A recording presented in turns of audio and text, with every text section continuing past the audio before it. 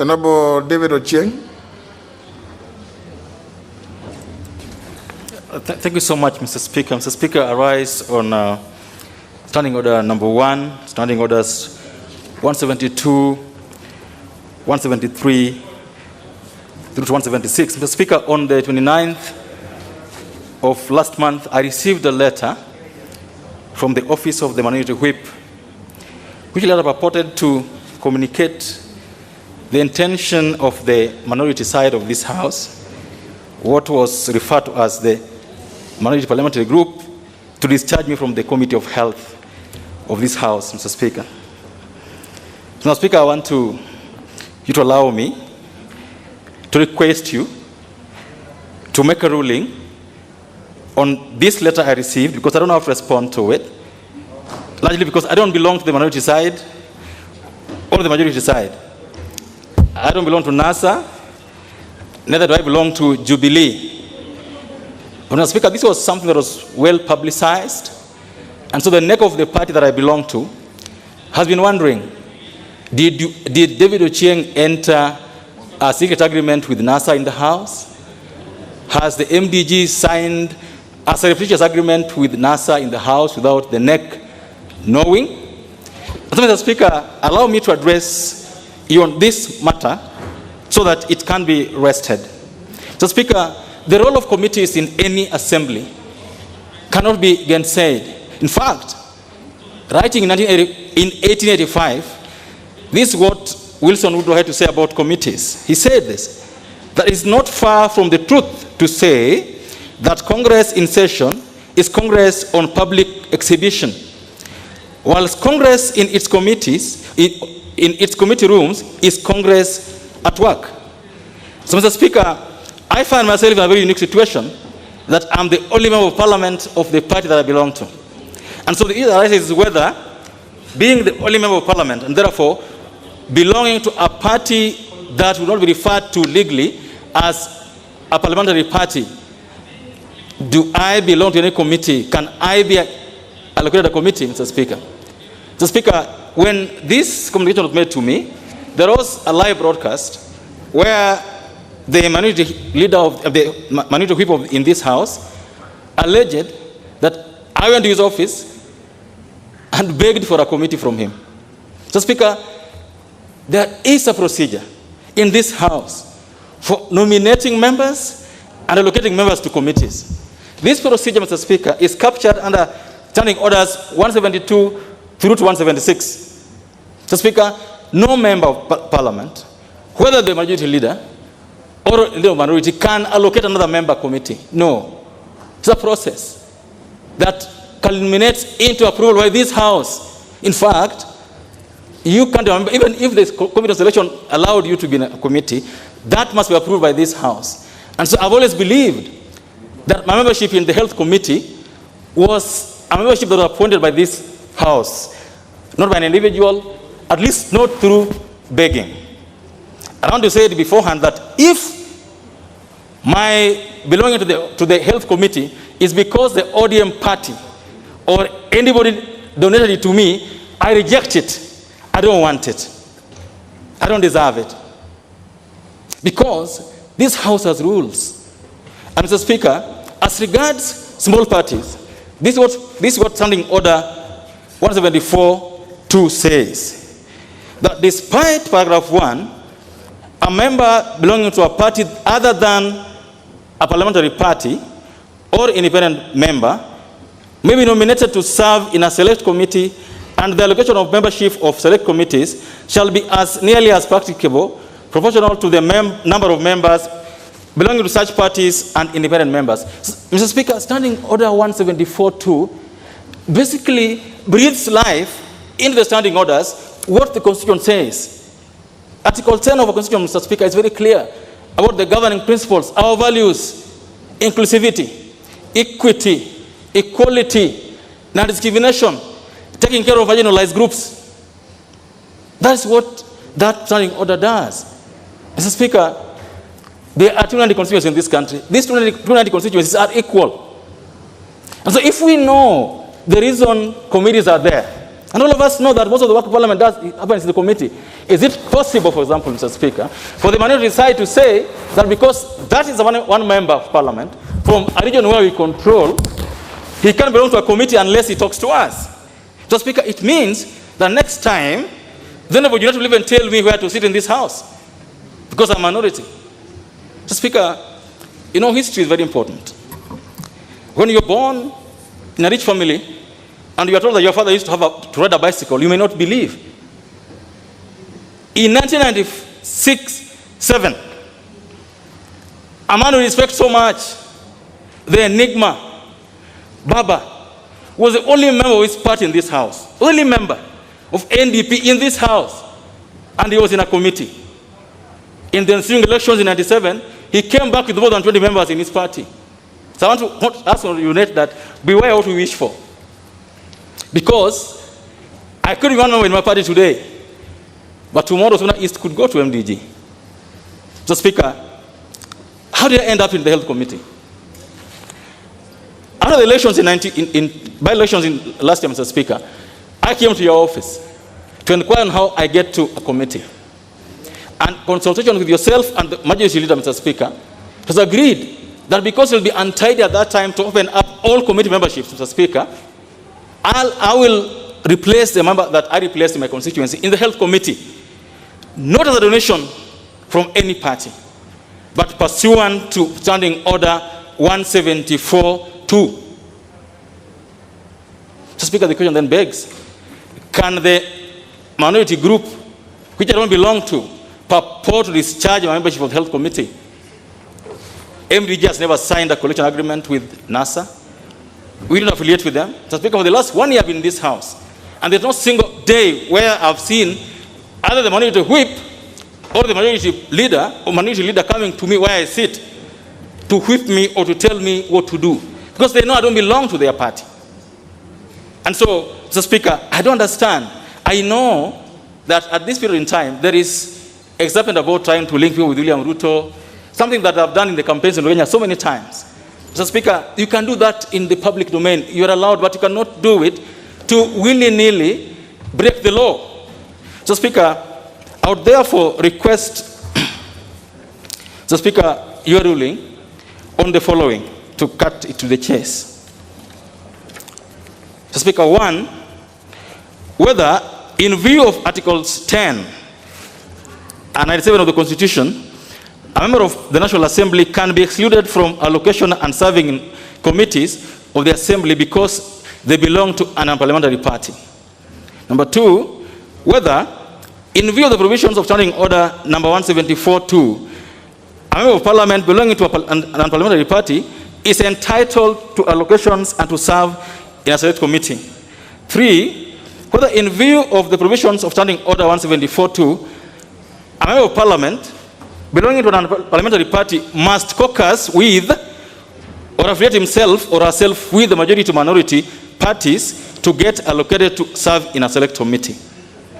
Speaker, number 4, whether the allocation and service of myself in the Health Committee is a donation by the minority coalition where my party MDG is neither a member nor affiliated to the minority coalition. 5, whether the minority coalition can discharge me from the membership of the Health Committee. And finally, Mr. Speaker, whether the Committee on Selection has acted equitably in allocating me to serve in only one select committee, while other members of Parliament serve in up to 3 committees. Mr. Speaker, I believe that the termination of this matter, Mr. Speaker, will set the record straight and will, in a way, set the rules clear for the future. I thank you, Mr. Speaker. Now, the Honorable Leader of the Minority Party.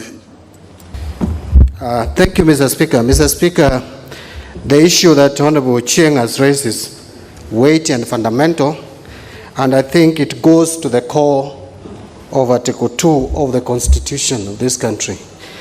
Article 4, Chapter 2 of the Constitution. Mr. Speaker, it's clear in the Constitution that Kenya shall be a multi-party democracy, and therefore we are at liberty to choose to make conscious decisions and choices to belong to any party without any coercion whatsoever. And Mr. Speaker, it's on record and clear, as Honorable Ochieng has said, that he made a choice to be in the party MDG. And Mr. Speaker, we have no quarrel with that. I just want to also confirm, Mr. Speaker, that MDG is not an affiliate of NASA coalition, neither is it related to ODM in whichever way. As a matter of fact, we were in competition in Ugenya. But Mr. Speaker, Standing Order 174, 1 says that in nominating members to serve on a select committee, the Committee on Selection shall ensure that the membership of each committee reflects the relative majorities of seats held by each of the parliamentary parties in the National Assembly. Mr. Speaker, it's obvious that Honorable Ochieng's party is not a parliamentary party. It's actually a one-member party in this House. And so, definitely, this provision would leave him out. But Mr. Speaker, it's again true that what he has read regarding Standing Order 174-2, that a member who does not belong to a parliamentary party, because again, the members of parliament are supposed to provide oversight, and you can provide oversight only through committees, that he can be accommodated. However, where I have a problem, Mr. Speaker, and which you must rule on, is that immediately this parliament came into being, Mr. Speaker, a tabulation and calculation was done based on party strengths. And in all committees of parliament, all the departmental committees and other select committees, we agreed on the membership, demography, how many slots were for Jubilee and how many slots were for NASA coalition. And at that time, Mr. Speaker, we agreed that the independent members of parliament were going to ally themselves to be aligned either to Jubilee side or to the NASA side. And I know I can give example. For example, the MP we famously called Jichupevu decided to align himself to Jubilee and Chepkut, and yet Honorable Masara and Honorable Shakil, Shabir, aligned, and Charles aligned themselves to NASA coalition. So, Mr. Speaker, we assigned members to these committees, and Mr. Speaker, the main reason why this provision of standing order is here is because we expect our members to protect the interests of political parties in terms of policies and manifestos in these committees. So in the Health Committee, for example, which Honorable Ochieng has referred to, we assigned an ODM member called Christopher Karan, who was then the MP for Ugenya. And when he lost his seat to Ochieng, Mr. Speaker, we agreed to allow Ochieng to continue sitting in that committee, courtesy of a slot that was given to ODM and to NASA, and by extension ODM. So, Mr. Speaker, Honorable Ochieng cannot have his cake and eat it at the same time.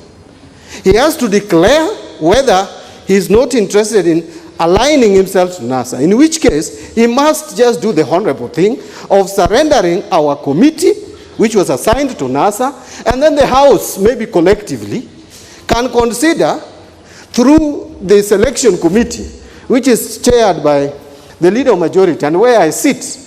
Then we can agree how do we deal with members who are kind of appear like nomads, people who don't have really parties where to sit. So, Mr. Speaker, as I conclude, Mr. Speaker, this position of Christopher, this position that Ochieng is sitting in the Health Committee is a position that we magnanimously allowed him to occupy.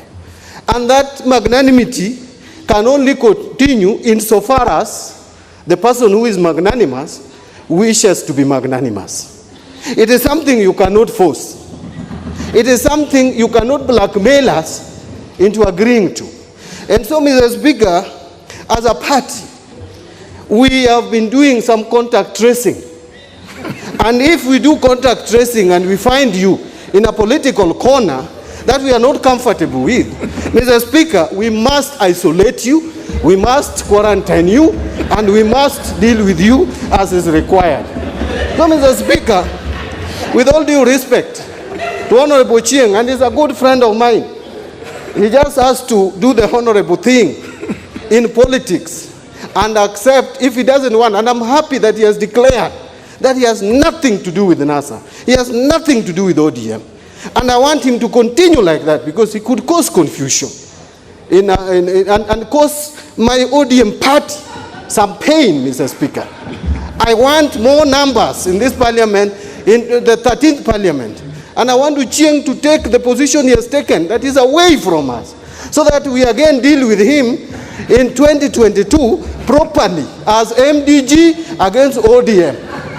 And I will lead the party again. I know he succeeded in defeating my party this time, but I'm organizing myself better, Mr. Speaker, as the chairman of ODM to face him head on in 2022. And it should start today, but I would ask him kindly just respond by resigning, leaving our seat, and then we will consider you as a selection committee for any committee that we may find available for you. Thank you, Mr. Speaker. What is this contact tracing?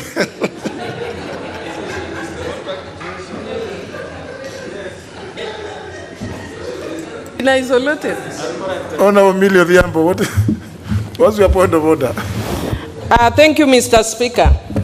Mr. Speaker, noting that Honorable David Ochieng has been isolated, I am worried that he's a bit too close to me, so he might not be keeping social distance, which might affect my electability.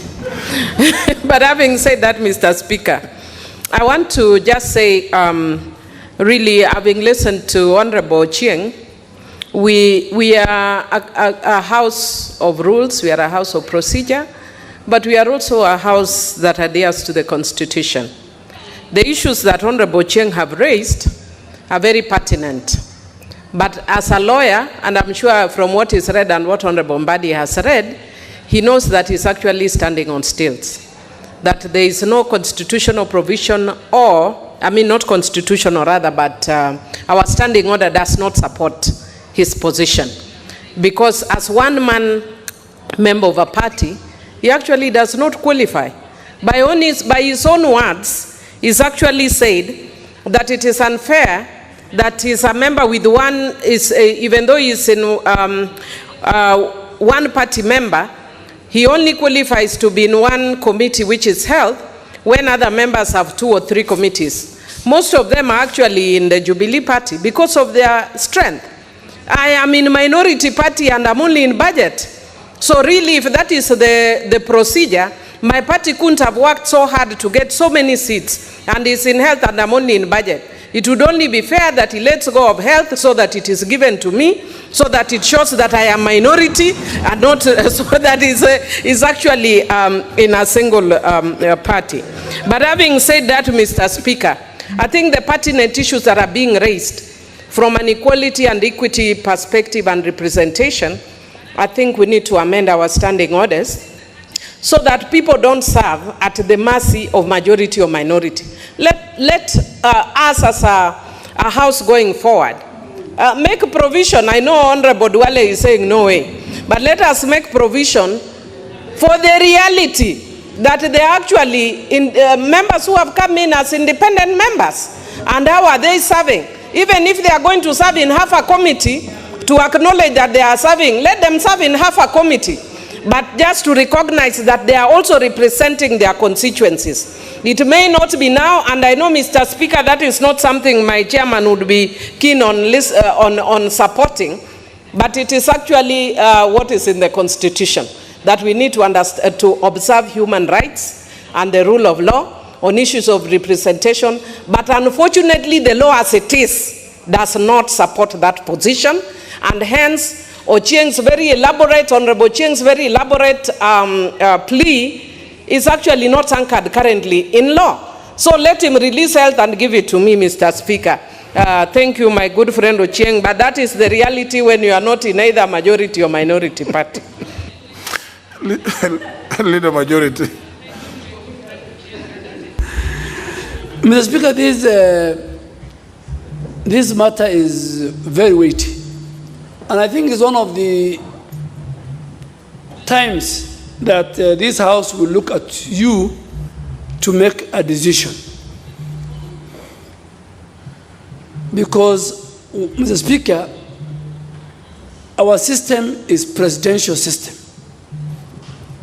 And both in the Constitution and the standing orders, it recognizes the majority and the minority. It recognizes who is a parliamentary party and who is not a parliamentary party. And the threshold for being a parliamentary party is also stipulated in law. So one, Honorable Ochieng's party is not minority. Neither is it majority. Neither is it a parliamentary party. And when we started this session, not only this session, Mr. Speaker, even the 11th Parliament, the independent members of Parliament and members from small parties were coalescing around either the majority or the minority. We have a number, we have about 18 independents in this House.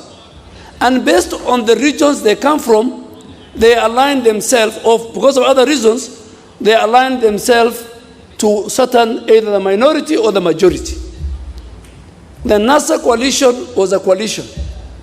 Jubilee has a coalition. Jubilee and its small party affiliates and independents. But Mr. Speaker, so Honorable Ochieng, in my opinion now, we need a guidance, a communication that will be used by even future parliaments if we adopt, if we still live in this presidential system. Why am I saying so?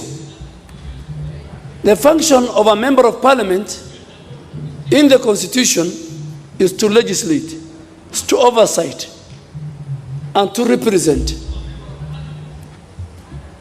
So, outside our parties, he must legislate, he must represent.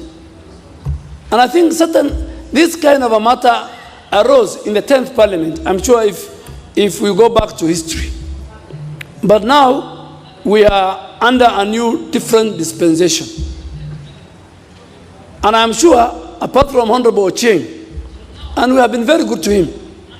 In fact, when he won, we sat with the minority leadership and myself, and we said, okay, the only seat available around here is a seat of our brother Christopher Karan.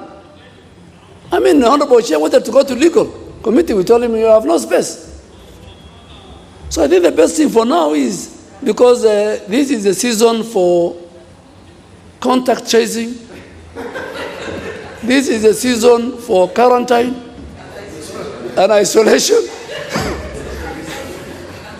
and the weather is not, and social distancing, and the weatherman, what he's predicting politically doesn't look favorable.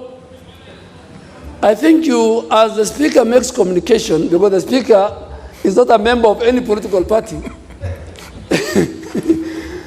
because I think, Honorable Ochieng, we need still to sit, and that's why we are leaders. We want you, you are one of the vibrant members of Parliament. You need to represent your people. But I think going forward, Mr. Speaker, I think you need the communication you're going to give either way, Mr. Speaker, is going to set a precedent for even future parliaments. So I think it's a very, very weighty matter, both constitutionally, looking at the rights of the member of parliament, the rights of his voters, the rights of political parties, who is a parliamentary party, do you have the numbers? And the Speaker, on a small joke, you know, in the pastoralist, an Honorable Chacho Ganya, a man who has so many camels, will agree with me. I don't know about Honorable Millie, how the fishermen behave, or the fisher women. But in the pastoralist, those who have got small goats and few animals, their decision is made by those who own 100 camels. You know, the big, those who own 200 cows, because even during drought, they help him. When there's no milk, when there's a crisis. So this is why, you know, the minority and the majority, you have to coalesce around something. Honorable Ochieng, if you are very uncomfortable with the minority, nothing will stop you. We will still do the calculation with Honorable Bandi, and if we find a slot, we will give you. So you are not isolated as such. So if you feel, because me, I thought you are more comfortable with the minority, even for your 2022 politics. But if you don't want them and they want to quarantine you, please join us. We'll do the numbers with Honorable Bandi as the Speaker gives us the communication, because we don't want to deny. We want to respect each and every member here. All that we want to do is that we must have and follow the minority and the majority and agree on who is a parliamentary party. Speaker, you know there are many people, but you need to declare in your communication who are parliamentary parties in this house.